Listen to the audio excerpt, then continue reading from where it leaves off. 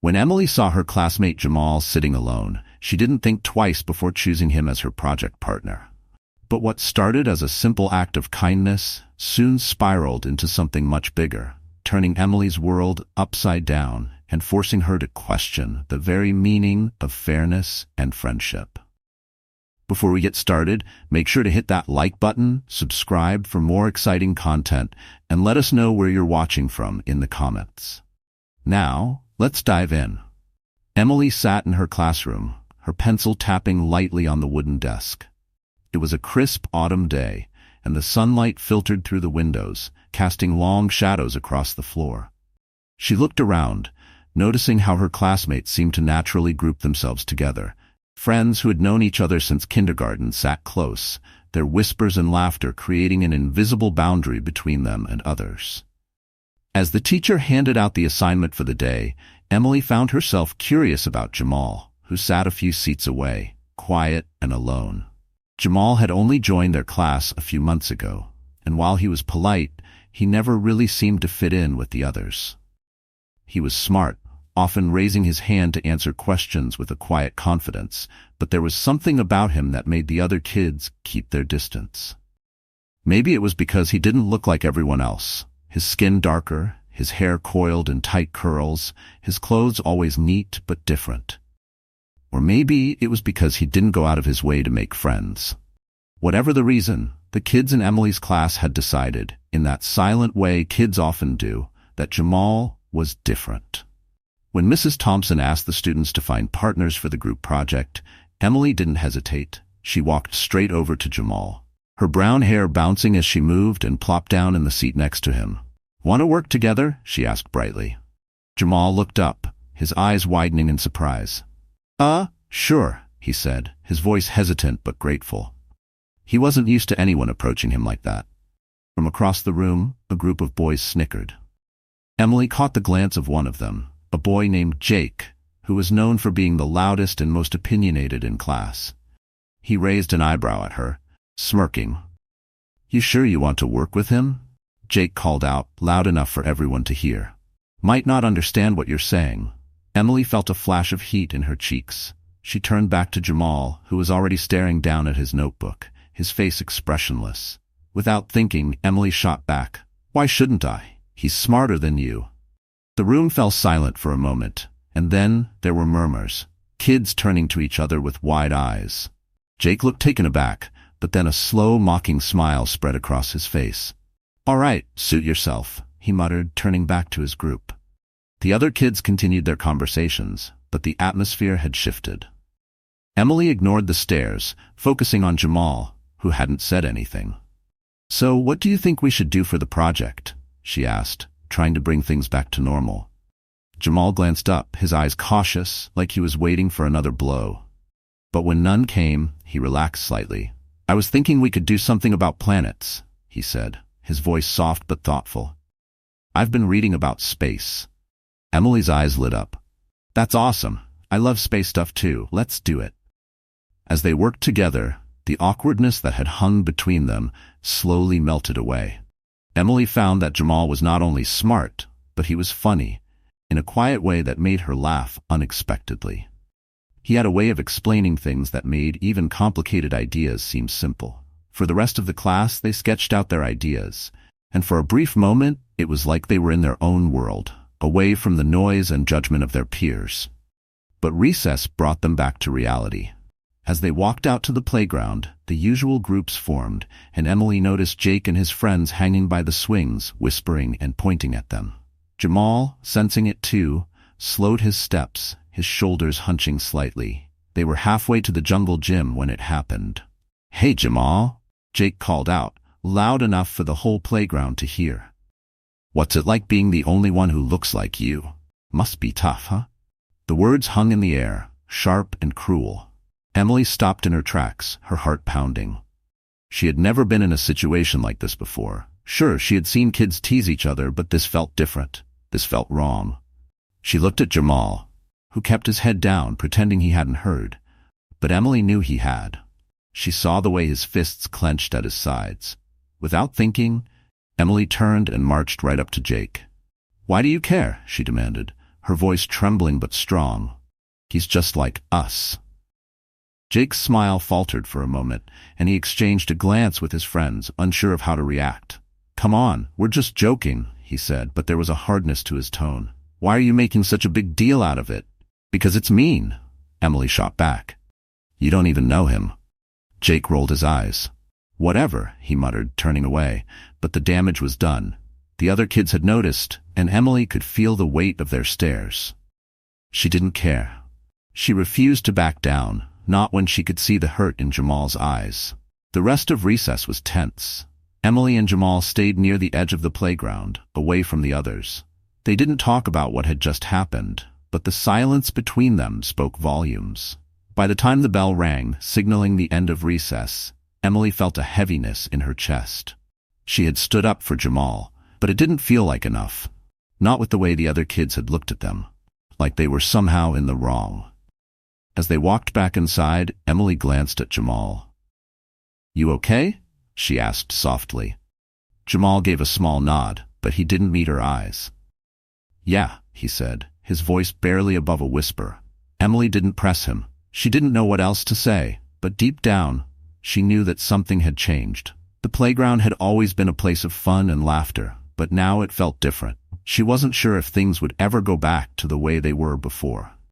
As the school day ended and Emily walked home with her father, David, she couldn't shake the feeling that this was only the beginning of something bigger. Something she didn't fully understand yet. David noticed the thoughtful look on her face and asked, Everything okay at school, Em? Emily hesitated, then nodded. Yeah, just something happened today. David raised an eyebrow, waiting for her to continue, but Emily wasn't sure how to explain it. She wasn't sure she understood it herself. It's nothing, she said finally, forcing a smile. But as they walked home, her mind kept returning to Jamal and the look in his eyes, the quiet sadness that she hadn't noticed before. At home, things were different. Emily's family was close-knit, and her parents, David and Lisa, were loving and attentive. The dinner table was where they usually discussed the events of the day, but that evening, Emily found herself quieter than usual. She picked at her food, her mind replaying the events of recess over and over. Jamal's downcast eyes, the way the other kids had laughed, and most of all, the way she had felt standing up for him. It wasn't bravery she felt, not really. It was a sense of injustice, something she couldn't quite name but knew was wrong. David, noticing her silence, gently asked, What's on your mind, Em? You've barely touched your food. Emily looked up, unsure of how to put her feelings into words. She had always been able to talk to her parents about anything. But this felt different. It was confusing, and she didn't fully understand why it had affected her so much. There's this boy in my class, Jamal, she began slowly. Well, some of the other kids were being mean to him today. They were saying stuff that wasn't nice. Lisa's brow furrowed, and she leaned in slightly. What were they saying? Emily hesitated, recalling the way Jake had mocked Jamal for looking different. She didn't want to repeat the exact words, partly because it felt wrong to even say them aloud, and partly because she wasn't sure if she understood all the implications behind them. They just made fun of the way he looks, she said softly. I stood up for him, but now I think the other kids don't like me because of it. David and Lisa exchanged a glance. Lisa reached out, placing a comforting hand on Emily's. You did the right thing by standing up for him, she said gently. It's not easy to do that, especially when it feels like everyone else is against you. David, however, remained quiet for a moment, a thoughtful look crossing his face. He had seen this kind of thing before, how kids could form cliques, how differences could become a reason for exclusion. It was a reflection of something deeper, something more uncomfortable, but he didn't want to burden Emily with that. She was only 9 after all. The world was still new to her in so many ways. That kind of stuff happens sometimes, David said finally, his voice calm but serious. It's not fair, but people can be mean when they don't understand something, or someone, that's different from them. It doesn't make it right, though. Emily nodded, but she still didn't feel entirely reassured. But why do they do it? She asked, her voice small. Jamal didn't do anything to them. He's just quiet and different. Is that bad? David sighed softly, knowing that this was a question that went beyond simple answers. "No, it's not bad," he said gently. "But some people think that being different means something is wrong, and they act out of fear or ignorance. It's not your fault, and it's definitely not Jamal's fault." Lisa, sensing that Emily needed more comfort, smiled and said, "The important thing is that you stood up for someone who needed help. That shows you have a big heart, and that's something to be proud of." Emily managed a small smile at her mother's words, but the heaviness in her chest didn't fully go away. As they finished dinner and she headed to bed, she couldn't help but think about what her father had said. Why did people fear or dislike things that were different? It didn't make sense to her. The next morning, when Emily arrived at school, the atmosphere had changed. The usual laughter and noise of kids getting ready for class seemed a little quieter, and Emily noticed that more than a few of her classmates were glancing in her direction. Jake and his group of friends were by the lockers, whispering and looking over at her with smirks on their faces. Emily's stomach churned, but she held her head high and walked past them without a word. As she entered the classroom, she spotted Jamal sitting at his desk, his head down as he drew in his notebook. She could feel the tension in the air. Other kids were looking at her, whispering to each other. It was as if her act of defending Jamal had made her a target too. Emily sat down beside Jamal and gave him a small smile. "Hey," she said, trying to sound cheerful. Jamal looked up briefly, his eyes shadowed with something Emily couldn't quite place. "Hey," he mumbled before turning his attention back to his drawing. For the rest of the day, things felt off. Emily noticed that she wasn't included in some of the group activities the way she usually was. The girls she normally sat with at lunch seemed to drift away from her, their conversations becoming quieter whenever she approached. It wasn't overt bullying, but it was something she had never experienced before, a kind of exclusion that was subtle but unmistakable. By the time the final bell rang, signaling the end of the school day, Emily was feeling more confused than ever. She walked out of the classroom with Jamal, both of them moving in silence. She didn't know how to ask him if he was okay, and she wasn't sure he would answer even if she did. Jamal had always been quiet, but now he seemed even more withdrawn, as if the events of the past few days had pushed him further into himself. As they reached the school gate, Emily saw her father waiting for her. She waved goodbye to Jamal, who nodded in response before walking off toward his own bus stop. David noticed the thoughtful look on Emily's face as they began the walk home. "Rough day?" he asked gently. Emily nodded, her brow furrowed. "I don't get it, Dad," she said. "Why are the other kids acting like this just because I stood up for Jamal? It's like they don't want to be my friend anymore." David's expression softened as he tried to think of the right words. "Sometimes when you do the right thing, it makes people uncomfortable," he said. "They might not even realize why they're doing it, but they start acting differently because they don't want to be reminded that they didn't stand up too." "But that's not fair," Emily protested. "I didn't do anything wrong." "No, you didn't," David agreed. "But standing up for someone can make other people feel guilty, even if they don't say it out loud. It's easier for them to ignore it or pretend nothing happened than to face the fact that they didn't do the right thing." Emily looked down at her shoes, kicking a small pebble as they walked. "I don't want to lose my friends," she said quietly. David placed a hand on her shoulder, offering her a comforting squeeze. "True friends will stand by you, no matter what," he said. "And if someone decides not to be your friend because you stood up for what's right, then maybe they weren't a real friend in the first place." Emily thought about this as they continued their walk, but it didn't make the situation any easier. She missed the way things had been before, when school was fun and her friends were always by her side. But now, everything felt different, and she didn't know how to fix it. That night, as Emily lay in bed, her mind kept drifting back to Jamal. She wondered how he was feeling, whether he was as lonely as she felt. The weight of the day settled over her, and she realized that standing up for what's right wasn't as simple as she had thought. There were consequences, unseen and unexpected, that made her question if she could keep going.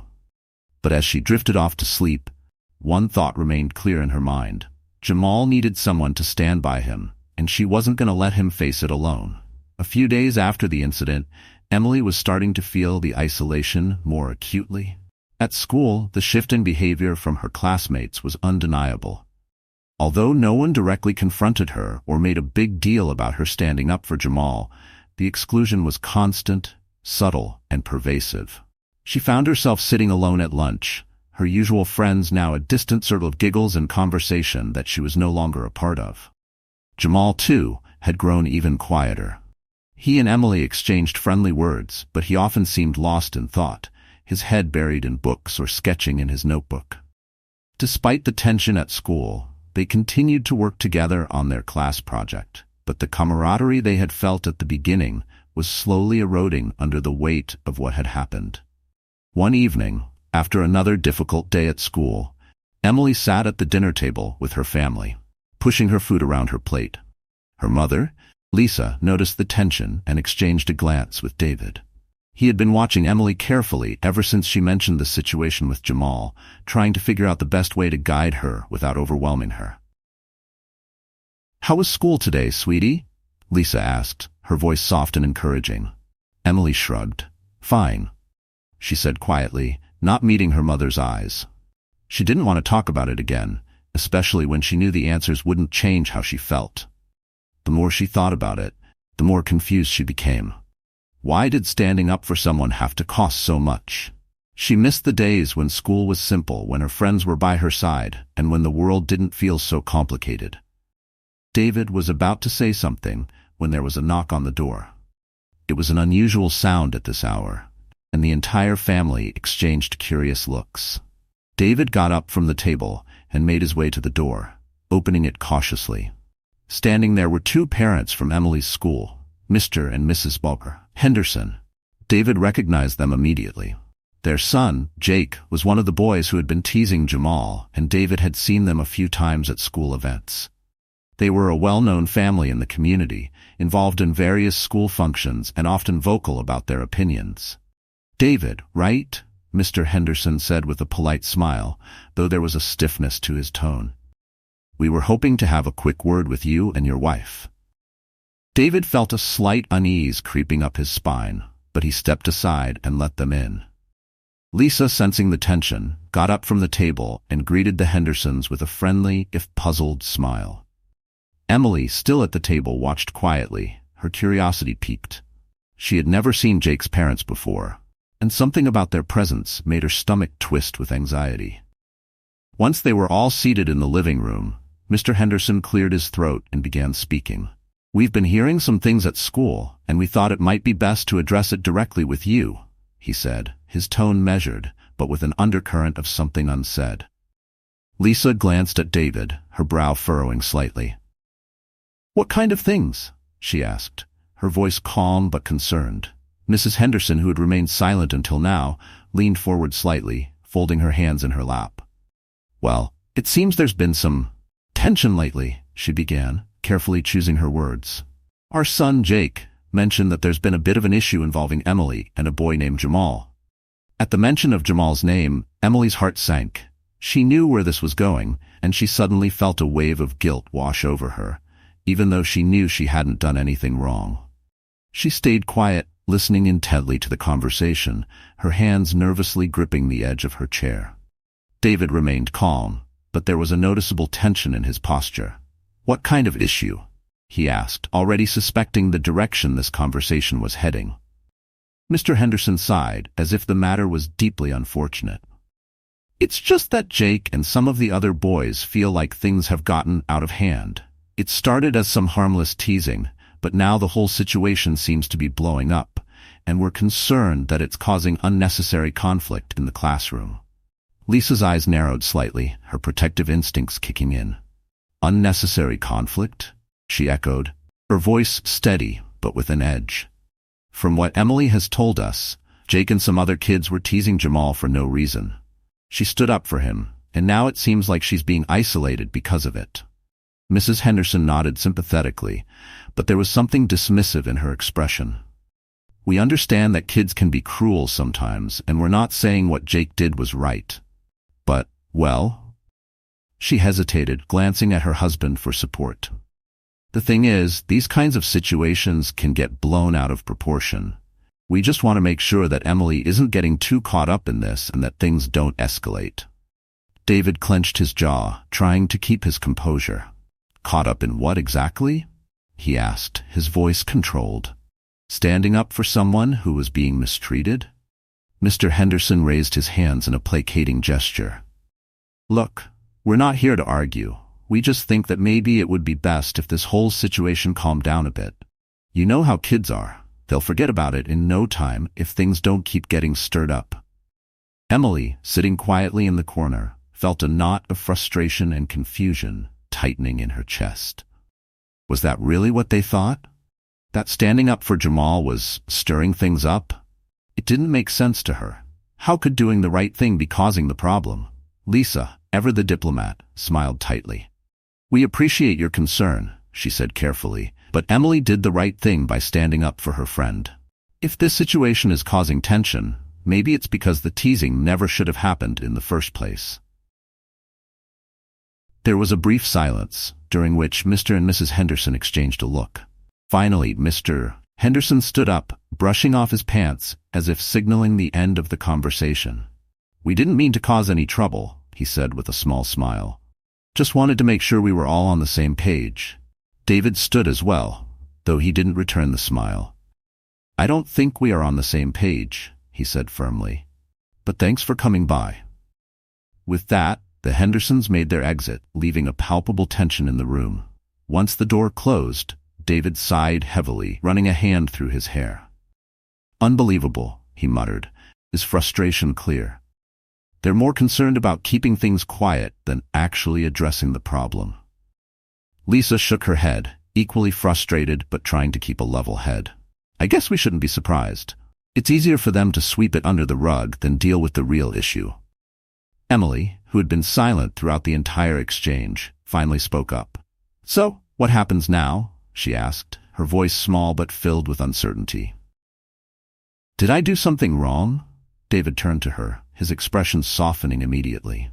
No, honey, he said gently, kneeling in front of her so he could look her in the eyes. You didn't do anything wrong. In fact, you did exactly what we always taught you to do. Stand up for what's right. Lisa nodded in agreement. Don't let them make you feel like you caused this. They're just uncomfortable because you did something they didn't expect. Emily bit her lip, her emotions swirling inside her. She didn't regret standing up for Jamal, but the idea that her actions had caused this much disruption was hard to process. She had always thought doing the right thing would feel good, but right now, it just felt confusing and heavy. As David and Lisa exchanged a glance, they knew this was far from over. But one thing was clear. They would stand by their daughter, no matter what came next. The morning after the Hendersons' visit, the air felt heavier than usual in Emily's home. Over breakfast, David was quieter, his usual cheerful demeanor subdued. Lisa, though supportive, was clearly worried about how things might unfold. They hadn't told Emily about all the discussions they'd had after the knock on the door, but it was obvious that the situation with Jamal had become more than just a schoolyard issue. It had escalated into something bigger, something deeper, something far more complicated than Emily's innocent understanding of right and wrong. Emily, for her part, felt a gnawing unease in her stomach. As she packed her bag for school, she replayed the conversation with Jake's parents in her head. She knew she had done the right thing, but now, the whole thing was making her feel like she had caused trouble. Was she really making things worse for Jamal by standing up for him? The question haunted her as she walked into school that day. As Emily entered the classroom, the usual hum of chatter seemed to die down. The eyes of her classmates seemed to linger on her longer than usual, but she tried to ignore it. Jake and his friends were at their usual spot, clustered together at the back of the room, casting sidelong glances at Emily as if she had crossed some unspoken line. She kept her head down and walked to her desk, sitting beside Jamal, who was already absorbed in his notebook. Hey, Emily said quietly, trying to sound casual, though the tension was hard to ignore. Jamal looked up, his expression guarded. Hey, he replied, his voice barely above a whisper. They hadn't talked much about what had happened in the past few days. Jamal seemed even more withdrawn than usual, and Emily couldn't help but wonder if her defense of him had made things harder for him. Was he feeling the weight of it too? The pressure of being different? The class began, and the day dragged on in a blur of assignments and lessons. Emily could feel the eyes on her, sometimes subtle, sometimes not. A few times, Jake muttered something to his friends, loud enough for her to catch fragments like troublemaker and making a big deal out of nothing. But Emily tried her best to block it out. She told herself that it didn't matter what they thought. She had done what was right. But by lunchtime, the weight of it all was becoming too much. As she sat alone in the cafeteria, picking at her sandwich, she noticed Jamal sitting at a table across the room. Alone as well. His eyes were downcast, his body language closed off, as if he wanted to disappear into the background. Emily felt a pang of guilt. She wasn't sure what to say to him, but she knew that something had to change. That afternoon, as the students were lining up for recess, the tension reached a boiling point. Jake and his group were lingering near the front of the line, and as Jamal walked past them to join the line, one of the boys stuck out his foot, tripping him. Jamal stumbled, catching himself before he fell, but the boys burst out laughing. Emily's heart pounded in her chest. Without thinking, she rushed forward. "What's wrong with you?" she shouted, her voice filled with anger she hadn't even realized was there. Jake smirked, crossing his arms as he looked down at her. "What's wrong with us?" he repeated mockingly. "What's wrong with you? Always sticking your nose in where it doesn't belong?" Emily's hands clenched into fists, her voice trembling with frustration. "It does belong. You're being mean for no reason." Jake shrugged, his smile fading into a hard, cold expression. "It's not our fault if you can't take a joke."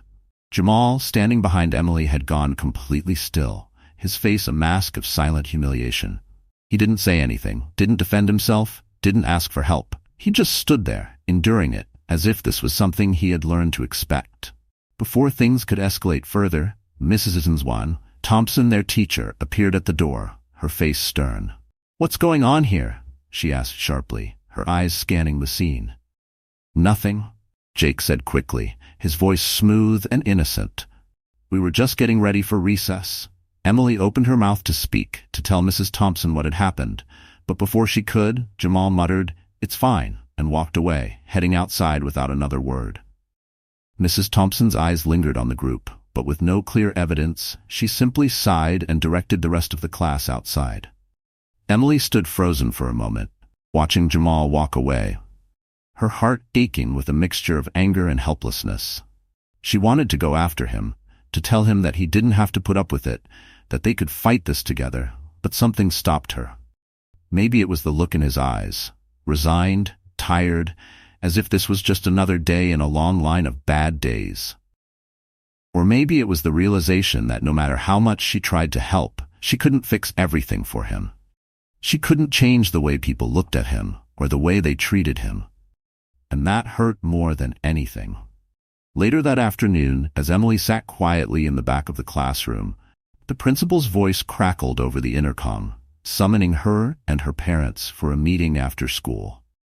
Emily's stomach dropped. She knew that whatever was coming, it wasn't going to be easy. At the end of the school day, Emily's parents arrived, their faces filled with concern. They had already suspected that something was going on beyond the playground, and now they were about to find out exactly how deep the problem ran.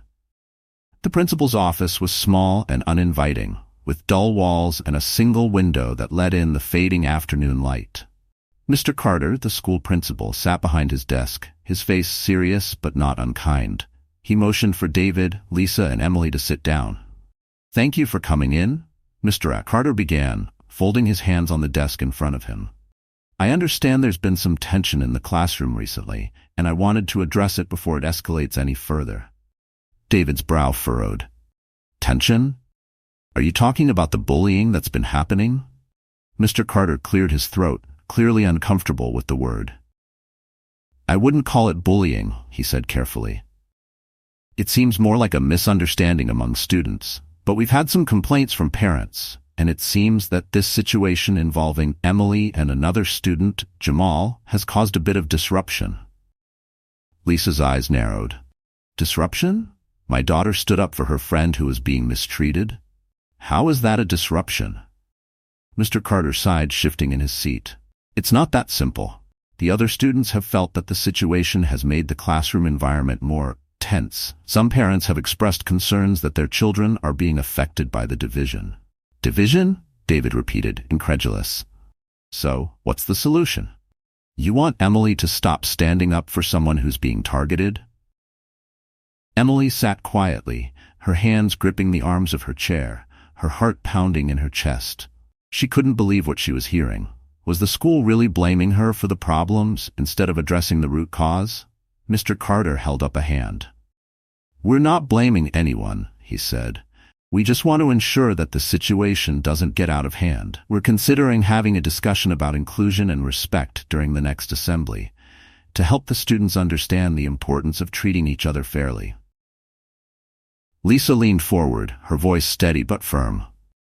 With all due respect, Mr. Carter, a discussion is a start, but it's not enough. My daughter has been excluded and targeted because she stood up for someone who's being bullied, and the school hasn't taken meaningful action to stop it. We need more than just a conversation. We need accountability. Mr. Carter hesitated, clearly uncomfortable with the direction the conversation was taking. We're doing our best, he said, though the words sounded hollow. David stood up, his expression hardening. It's not good enough. Jamal deserves better than this. Emily deserves better than this. And frankly, the school should be doing more to protect its students. The meeting ended on a tense note, with no clear resolution. As they left the principal's office, Emily felt a heavy weight in her chest. Her parents had fought for her, for Jamal, but it didn't feel like anything had changed.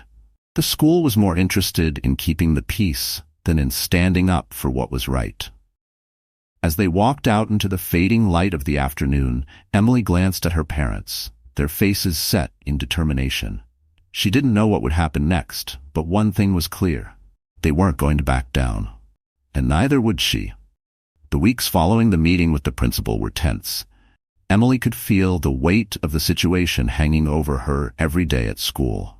The cold stares from some of her classmates, the whispered comments she overheard as she walked down the hallways, and the silence from those who had once been her friends. It all gnawed at her. But despite the discomfort, Emily refused to regret what she had done.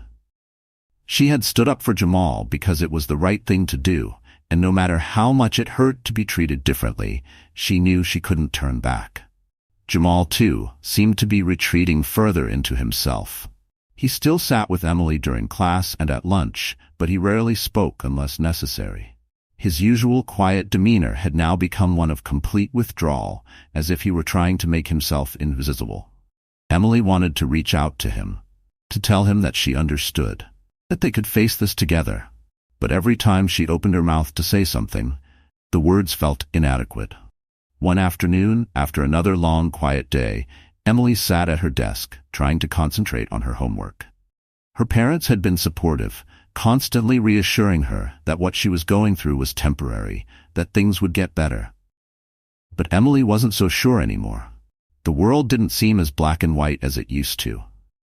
People like Jake and his friends could hurt others, and yet somehow they still seemed to come out on top. It was hard to keep believing in fairness when it felt like the system was stacked against her and Jamal. Then there was another knock on the door. David and Lisa exchanged a glance, their faces tense with anticipation. It had been quiet since the meeting with the principal, and they had hoped that the worst of the situation was behind them. But now, with the sound of knocking echoing through the house again, that hope seemed fragile. David opened the door cautiously, and there, standing on the porch, was a woman Emily didn't recognize at first. She was tall, with warm brown skin and tired eyes. She wore a simple coat, her hair tied back neatly. In her hands she held a small basket, as if she had come for a formal visit, though there was a heaviness in her expression that suggested otherwise. "Hi," the woman said softly, her voice strained but polite. "I'm Jamal's mother. I'm sorry to show up unannounced, but I wanted to come by and speak with you." David's eyes softened, and he quickly invited her inside. Lisa appeared in the doorway, her concern quickly turning into a welcoming smile. "Please, come in," she said, ushering Jamal's mother into the living room. Emily stood awkwardly in the background, unsure of what to do or say.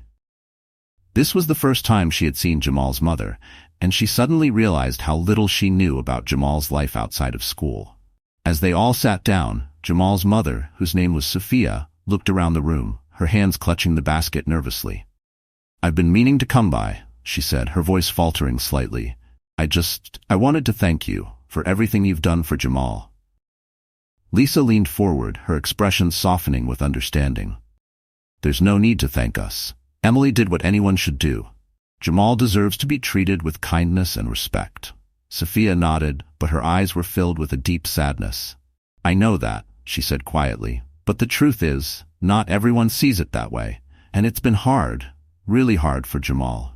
I try to protect him, but this isn't the first time he's been treated differently because of how he looks, and I'm afraid it won't be the last." Her voice cracked slightly, and Emily, who had been listening quietly from the corner of the room, felt a lump rise in her throat. She had known, in an abstract way, that Jamal faced challenges, but hearing it from his mother made it all the more real. It wasn't just about one incident at school. This was his life. Every day, he carried the weight of other people's judgments, and no matter how much Emily wanted to help, she couldn't erase that burden. Sophia took a deep breath and continued. "I know this has been hard on Emily too," she said, her eyes turning toward Emily, "and I just want you to know how much it means to Jamal. He may not show it, but he's grateful. I'm grateful." Emily felt her heart swell with emotion. She had never really thought about how her actions had affected Jamal's life outside of school. Hearing his mother say those words made everything feel more meaningful, more real. She had helped him, even if it didn't feel like it sometimes. David nodded thoughtfully, his voice gentle as he spoke. "We've been trying to make sense of everything. It's been tough, seeing how the school has handled things, but we're not going to stop fighting for what's right." Sophia smiled, though there was still sadness in her eyes. "I've had to fight my whole life," she said quietly. "For Jamal, for myself. It gets tiring. But having someone else, someone like Emily, stand up for him, it means more than you know." For a moment, the room was silent, filled with the weight of unspoken truths. Then, Sophia looked down at the basket she had brought with her, her fingers tracing its edges. "I wanted to bring this as a small gesture of thanks," she said softly, handing it to Lisa. "It's nothing fancy, just something I made, but I wanted to show my gratitude." Lisa smiled warmly, accepting the basket with grace. "Thank you," she said. "But you don't owe us anything. We're all in this together." Sophia nodded, tears welling up in her eyes.